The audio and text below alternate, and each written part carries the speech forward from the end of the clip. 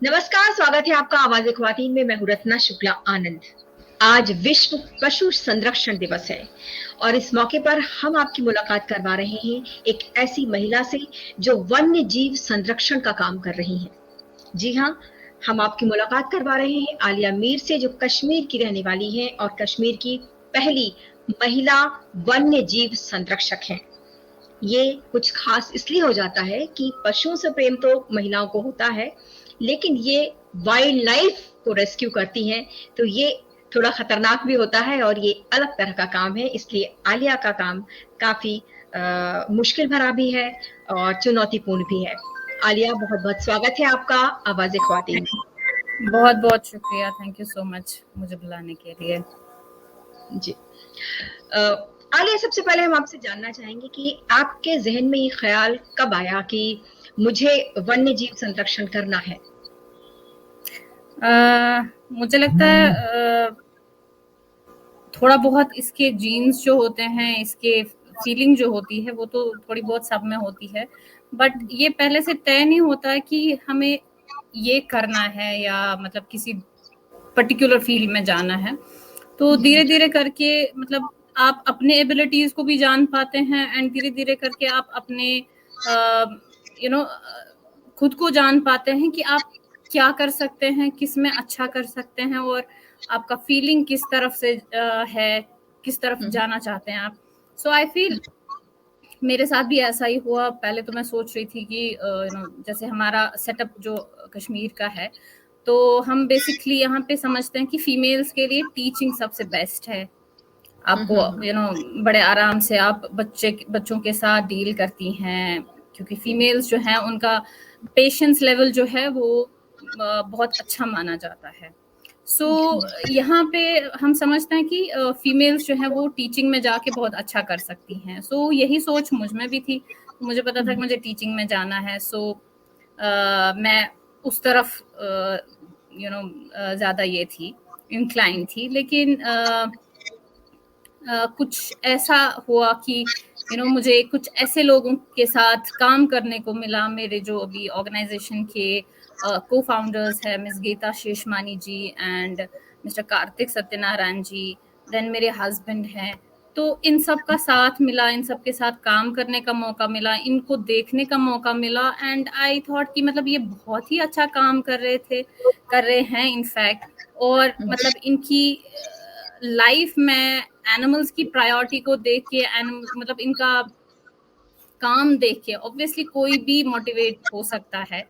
सो मेरे साथ भी ऐसा ही हुआ कि इन लोगों को देखने का मौका मिला, इनके काम को देखने को मौका मिला। तो मैं भी इनके साथ कुछ टाइम एज वॉलंटियर मैंने काम किया और उसके बाद मुझे इतना फैसिनेटिंग लगा, इतना सेटिस्फैक्ट्री लगा कि आप एक लिविंग थिंग के लिए या लिविंग बीइंग्स के लिए, उन लोगों के लिए, उन जानवरों के लिए काम कर रहे हैं जो अपने लिए बोल नहीं सकते, जो अपने लिए कुछ कर नहीं सकते।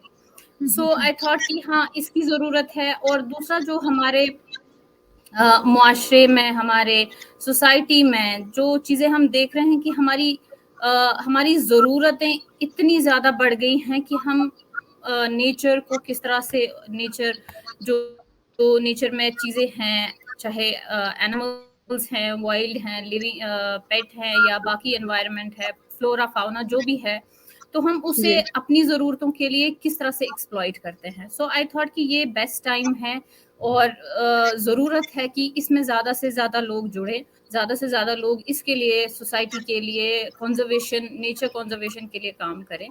सो मुझे भी लगा कि मुझे इसके लिए काम करना चाहिए। So that's why I am here. जी, आप वाइल्ड लाइफ एसओएस संस्था के हेड हैं कश्मीर में। ये आप की शादी भी हो गई है। कभी आपको लगा कि आपको परिवार की तरफ से किसी तरह की मुश्किल का सामना करना पड़ा हो? क्योंकि आपका काम जो है वो काफ़ी चुनौतीपूर्ण होता है। आप जब रेस्क्यू के लिए जाती होंगी तो शायद समय का भी पता नहीं होता होगा, अचानक कभी भी कॉल आ सकती है। ये थोड़ा आप बताएँ कि कैसे मैनेज करती हैं? देखिए, मैं वाइल्ड लाइफ एसओएस के साथ काम करती हूँ एज प्रोजेक्ट मैनेजर एंड मैं जम्मू कश्मीर में प्रोजेक्ट वाइल्ड लाइफ एसओएस का चल रहा है, mitigation of human wild life conflict. तो मैं उस प्रोजेक्ट को हेड करती हूँ यहाँ पे। एंड ये प्रोजेक्ट मेरा, ये काम मेरा मेरी शादी के बाद ही शुरू हुआ। सो ये कहना गलत नहीं होगा कि मतलब हम आम कहते हैं कि एक कामयाब मर्द के पीछे एक औरत का हाथ होता है, लेकिन यहाँ पे द सिचुएशन इज अपोजिट। तो मेरी कामयाबी के पीछे मेरे हस्बैंड का हाथ है, उनका काम है, उनका कॉन्फिडेंस है जो मुझ में है। सो काफ़ी सपोर्ट किया उन्होंने मुझे, एंड मेरी एक्सटेंडेड फैमिली, मेरे इन लॉज या मेरे बाकी फैमिली जो हैं, सबका बहुत सपोर्ट रहा इस काम में। तो देन मेरे जो सीनियर्स हैं या मेरे जो को वर्कर्स हैं मेरे साथ जो काम करते हैं, उन सब का बहुत सपोर्ट है इस काम में। सो ऑब्वियसली जब आपको इन सब का सपोर्ट मिलता है तो आपका कॉन्फिडेंस लेवल जो है वो डबल हो जाता है, एंड आपका विश्वास खुद में वो बढ़ जाता है। सो ये चीज़ें मिला के, एंड देन आपका ट्रेनिंग, आपका मतलब कि उस टाइम किस सिचुएशन में आपको किस तरह से डील करना है, दैट विट्स, वो सब चीज़ें आपके काम में आती हैं। तो डेफिनेटली ये सब चीज़ें मुझे एक चाहे रेस्क्यू है या चाहे वर्कशॉप्स हैं या चाहे कोई और कंजर्वेशन काम है, तो उसमें मुझे बहुत मदद करते हैं। हम कश्मीर में ना कि सिर्फ रेस्क्यू एंड रिहेबिलिटेशन करते हैं, बल्कि हम एजुकेशन एंड अवेयरनेस का काम भी बहुत करते हैं ऑन द ग्राउंड लेवल, क्योंकि हमें पता है जब तक हम एजुकेशन और अवेयरनेस में लोगों को जागरूक करने में जब तक हम काम नहीं करेंगे, ये सिलसिला जो है ह्यूमन वाइल्ड लाइफ कॉन्फ्लिक्ट का, ये ख़त्म नहीं होगा। तो ज़रूरी है कि आपको वो रिलेशन बेटर बनाने के लिए, ह्यूमंस और एनिमल्स के बीच की रिलेशन को बेहतर बनाने के लिए ज़रूरी है कि आप उनको एक दूसरे के बारे में जानकारी दें। तो ज़रूरी है कि हम ह्यूमंस को बताएं, लोगों को बताएं कि वाइल्ड लाइफ की इम्पोर्टेंस क्या है, चाहे फ्लोरा चाहे फाउना है, उनकी क्या इम्पोर्टेंस है। और ये बताना बहुत ज़रूरी है कि हमें उनकी ज़रूरत है, ना कि उनको हमारी। जी, आलिया ये बताएं कि वन्यजीव संरक्षण की ज़रूरत वहाँ क्यों पड़ी, और अब तक किस किस तरह के जानवर हैं, कौन कौन से जानवर हैं जिनका आप रेस्क्यू कर चुकी हैं? हमने 2007 में यहाँ पे काम शुरू किया, तो उस time man human wild life conflict जो था कश्मीर में, जम्मू कश्मीर में, वो बहुत बढ़ चुका था। और ख़ास तौर से इसमें हमने देखा, एक यहाँ पे काम करने से पहले, शुरू करने से पहले हमने एक रिसर्च किया कि ये ह्यूमन वाइल्ड लाइफ कॉन्फ्लिक्ट जो है क्यों है, किन रीजंस की वजह से है, इसमें कौन कौन से जानवर जो हैं मतलब किन के साथ ज़्यादा कॉन्फ्लिक्ट है, किन एनिमल्स के साथ ज़्यादा कॉन्फ्लिक्ट है, और क्या रीजंस हैं जो कि इस कॉन्फ्लिक्ट को बढ़ावा दे रहे हैं, बढ़त कर रहे हैं इसमें। सो ये सारा करके, ये पूरा रिसर्च करके फिर हमने यहाँ पे अपना प्रोजेक्ट शुरू किया। तो इस रिसर्च में हमने देखा कि बहुत सारे एनिमल्स जो हैं अभी कॉन्फ्लिक्ट में है ह्यूमंस के साथ, जिसमें सबसे ज़्यादा जो है वो हिमालयन ब्लैक बेयर्स का कॉन्फ्लिक्ट है कश्मीर में बहुत ज़्यादा। एंड इसी तरह से अभी लेपर्ड्स का कॉन्फ्लिक्ट जो है वो बहुत ज़्यादा है।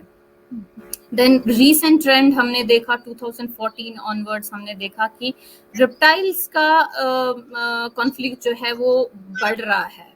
ज़्यादा से ज़्यादा कॉल्स मिल रही हैं हमें स्नेक के, ना सिर्फ गांव से, बल्कि एक अर्बन एरिया से, श्रीनगर सिटी से हमें कॉल्स मिलती हैं कि स्नेक घर में है या दुकान में है या कहीं आसपास है।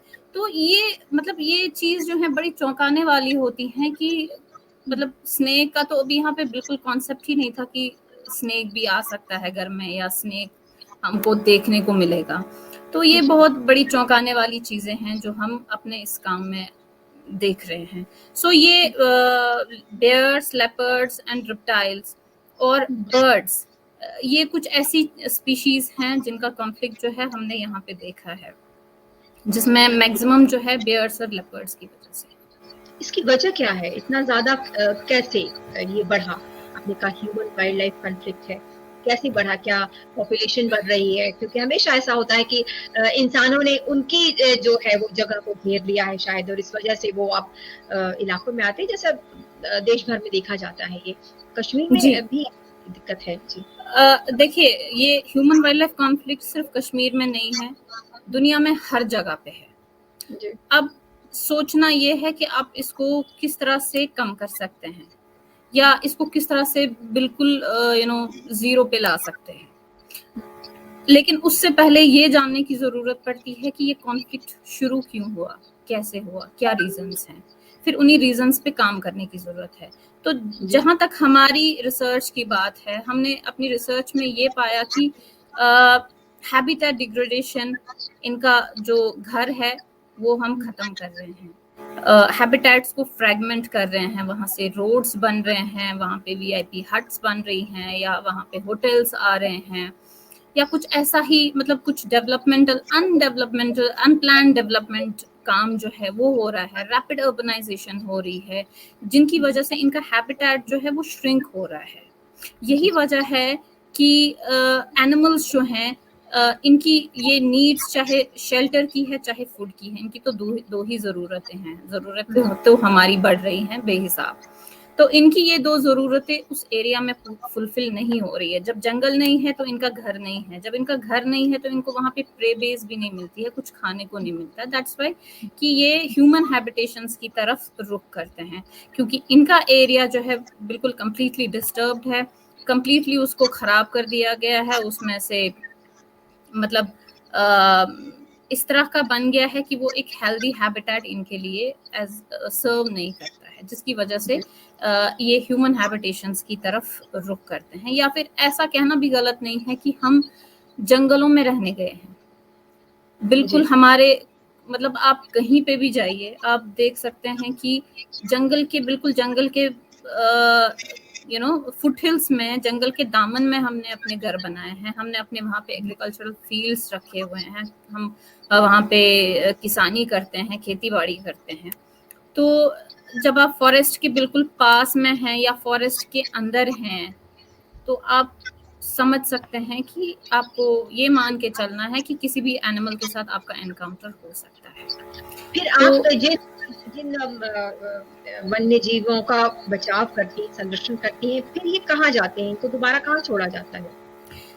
हम इन्हें इनके वाइल्ड हैबिटेट में वापस रिलोकेट करते हैं, रिहैबिलिटेट करते हैं आफ्टर प्रॉपर एग्जामिनेशन। ये देखा जाता है कि कहीं ये जख्मी तो नहीं है, या कोई और मेडिकल अटेंशन की ज़रूरत तो नहीं है इन रेस्क्यूड एनिमल्स को। तो अगर उनको मेडिकल अटेंशन की ज़रूरत है तो वो देखिए, फिर जब तक इनको ज़रूरत रहती है तब तक ये हमारे रिहैबिलिटेशन सेंटर में रहते हैं, दाची गांव और पहलगाम में। तो जैसे ही ये ठीक होते हैं तो इनको वापस जंगल में रिहैबिलिटेट किया जाता है।